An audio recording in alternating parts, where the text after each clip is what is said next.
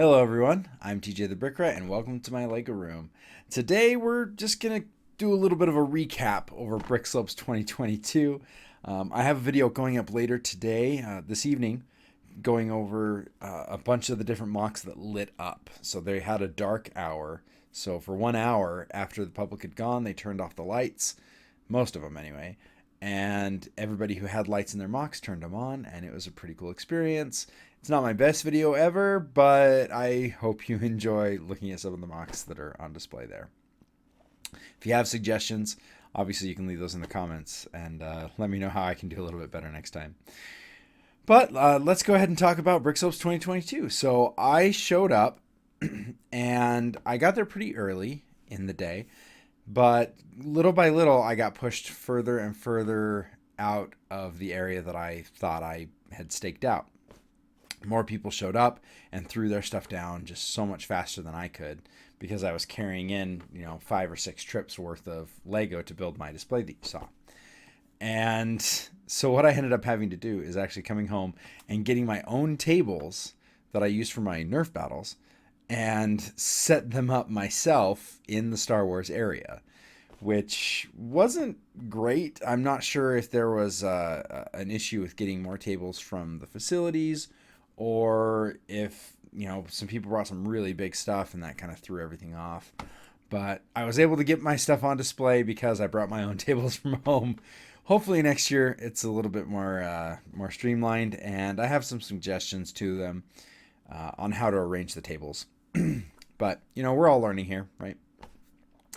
The other thing I kind of was a little frustrated with, and this is nobody's fault, but I ended up setting up my stuff and setting up my tables right next to the largest Star Wars display at Brickslopes. It was a built version of a concept art. It's really hard to describe. Basically, he took the art squares, the 16 by 16 art squares, had tons of them, big enough to cover like a 7-foot tall wall, and it was like 10, 12 feet long. And he did a mosaic of Endor and the second Death Star, then had 2 UCS Star Destroyers. One of them was exploding. You'll see it in the light up, because in the light up video that's coming out later today, because of course the explosion was lit. And then had 3 UCS B-Wings flying away from the explosion, like some concept art from Return of the Jedi. Hopefully that explains it enough for you. He and I are actually both going to be featured on Beyond the Brick in the next few months, so that should be pretty cool. You'll be able to see that amazing build that he did.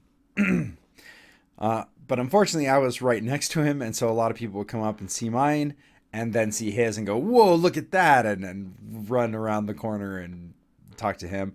And unfortunately, that also meant my Nano Saber got overshadowed as well. There were a few people who showed up and said, "Oh my gosh, I saw this on YouTube. I saw the short, and this was awesome. I can't believe I get to see it." And I was able to pull it out and show it to him, show him how it worked and things like that. Unfortunately, that didn't happen that often because it got overshadowed. The Nano Saber was between mine and the other guy's giant build, so unfortunately. But he's a really great guy. We had a good laugh about things, and it worked out really well. I did get to do 2 games while I was at Brickslopes. So if you register as an AFOL, which stands for Adult Fan of Lego, AFOL, then you get to participate in some of the AFOL only events, and some of those are games. The 2 I got to participate in was the Build in a Bag and the Blind/Puzzle Build. And so I'm excited to tell you about that. So first of all, the Build in a Bag was this guy right here. It's one of these stunts motorcycles. So it's kind of like when you get a poly bag or the advent calendars and you build them in the bags themselves so you don't actually open it. That's basically what we had to do. There are some other things with that, and I'll probably post the video I recorded during that later. But yeah, there's only 14 pieces in these, so I think the winning one was done in like 1.5 minutes. It was insanely fast, and it's actually the same one. I had the same one as that person did. They had a bunch of different stunts, so I'll have to try those out and see if they're any good.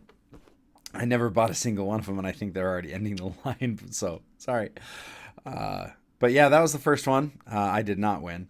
The second one, I got so close. I had figured out some of the techniques, but it was an hour limit. So it was a blind bag that unfortunately what they're supposed to do is have a bunch of little curtains that are on PVC frames, and you have this curtain in front of you. You can have the instructions, but you cannot you can't look at the pieces. You have to open them on the other side of the little curtain and build it without seeing the pieces that you're using. And then the person who has the least amount of mistakes ends up winning. Unfortunately, they didn't have the curtains. So Jackson, the guy who is running the event, actually called it a puzzle build. He's a, I don't know if I can say he's a fan of mine, but he's a friend of mine. And so when he called it a puzzle build, he said it just made sense to call it that. Like, I just figured that's what they're called because that's what you call them. So I have officially coined a phrase that is being used at conventions, which is really exciting. Puzzle building is catching on. I got really close. It took me too long. I'm sure anybody who's watched my puzzle builds know I take my time. I'm a little bit slow, but the mock, or sorry, not the mock, the set was this Creator 3-in-1 that has the dolphin and the turtle on it. And the dolphin is extremely hard to do because there's some offset bricks inside. And after the fact, I looked a little closer and I could see exactly where I messed up, and I could have seen the hints, but I just lost it. It was so frustrating. But I actually had the technique down, and I'd figured out how it was supposed to work, even if I wasn't able to finish it in time. But it worked out okay because the kid who got first place in the puzzle build got second place in like every other event that he was doing. So it was nice that he actually got to win something. So I can take the hit for that. It's not a problem. So I wanted to mention a few friends that I made. Obviously, we have Jackson, who ran the games and is a friend of mine. And not only that, but he built this really cool mini mock of my display that was at Brickslopes, which is really cool.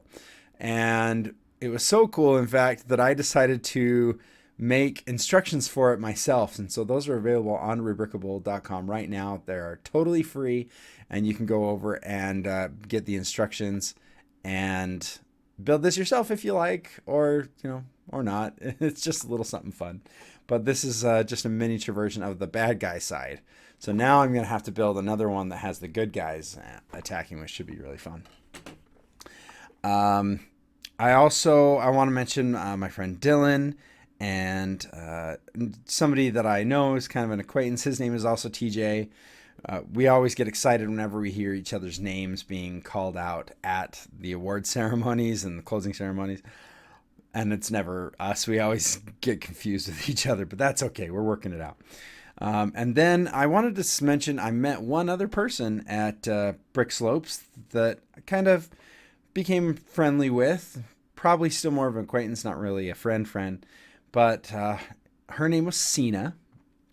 And Cena is actually one of the higher-ups at Lego. So she came to this event, and she had a question and answer session, and she did a lot of other really cool things. And I actually I just happened to see her one time walking around and stopped to talk to her and got to ask her some questions about becoming a part of the Lego Ambassador Network, the LAN. And the reason that's kind of cool is because I might be able to get some sets in advance, be able to not have to fork out thousands of dollars for sets in order to do reviews or puzzle builds with them. I think it could be really fun to do. But she gave me some really great advice and answered some of my questions, and she was really friendly. We had a good conversation. It was really nice to talk to her and meet her. So I wanted to shout her out if she ever sees this. Seeing it was really great to meet you. It was really fun. So I hope we get to talk to each other again sometime. As I mentioned, there was the Lights Out event that lasted for about an hour. That was really cool. I'll have a video later today, like I mentioned, that goes through, and I went through some of my favorites. And then we had the closing ceremonies, and I did actually win Best Star Wars Vehicle for the ATTC. I know there are a couple of little question marks on that, and the reason is because you can't win an award for the same thing twice. And a couple of years ago, I thought I won Best Star Wars Base for the ATTC. I was actually trying to win Best Star Wars Base again, but somebody else had a really good one. So it makes me wonder if, since nobody really had custom vehicles, but they also wanted to recognize my new creation and the whole display as a whole, I still got Best Star Wars Vehicle, and specifically for the ATTC, and technically before it won the best base, so it's not the same award. I took it anyway. I couldn't say no. I was really excited about it. Um, so yeah, I won Best Star Wars Vehicle, which is awesome. I'm gonna put it right up here in my row of Brickslopes awards. Hopefully, I get a few more of those going forward, but we'll see what happens. The closing ceremonies, not only did they do the awards, but they give out tons of Lego. Tons and tons and tons. I have a few of them up on the wall here. So I got the child from winning Best Star Wars Vehicle. Yeah, it's a little weird. I got a little motorcycle. I got a Nexo Knights set. And I gotta say, Nexo Knights actually were really full of a lot of really cool pieces. I'm kind of sad that the line is gone, that we won't be getting more of those interesting parts. But it was really cool. I think if I were to say anything about the prizes, I think a little bit more thought could have been put into what sets go to which winners. I think there were a lot of really cool sets that would have been perfect for different things. And of course, the one I was thinking about the whole time is Best Star Wars Vehicle. They had a 20th anniversary Slave One. And I'm like, oh my gosh, that needs to go to somebody who wins Star Wars. They gave it out as a random prize. And then for the Star Wars winners, they gave the winner, I think, Boba Fett's Palace for Best of Star Wars. And then the vehicle and base were interchangeable. They both gave us the same prize. So that was a little weird. And the 20th anniversary Boba Fett ship, 20th anniversary Slave One. I apologize. I called it Boba Fett Starship. 20th anniversary Slave One just went to some random person. I'm like, man, that would have been so epic if that could have gone to one of the Star Wars winners. Because that's a super valuable set, and people try really hard to win these things. But that'd be the only thing I think that I would try to improve on. I know that I wish a couple things would have been changed, but at the same time, like, I know these guys are volunteers. I know they're doing their absolute best. They're trying really hard, and they're totally selfless when they think and talk about these things. So it's hard to fault somebody who's doing their absolute best, and you know that, and they're as selfless and awesome as they are. So Steve, Brian, and Cody, and everybody else who volunteered at Brickslopes 2022, thank you so much. You guys have done a great job. And yeah, that's my report on Brickslopes 2022. I'll have a few other videos going up this next week talking about things from Brickslopes and what videos I was actually able to record. I actually have my puzzle build that I did for the little dolphin thing. I actually did a video. I recorded myself the whole time trying to build it. and utterly failing in the end, but that should be a fun one to go up. And then, like I said, if you want to check out the mini build for my display, you can head over to rebrickable.com, and I have the instructions and parts list up for free over there. You're welcome, Galaxy. And I guess until we see you next time in the Leica room here, I'm TJ the Brickwright. Play well. Bye.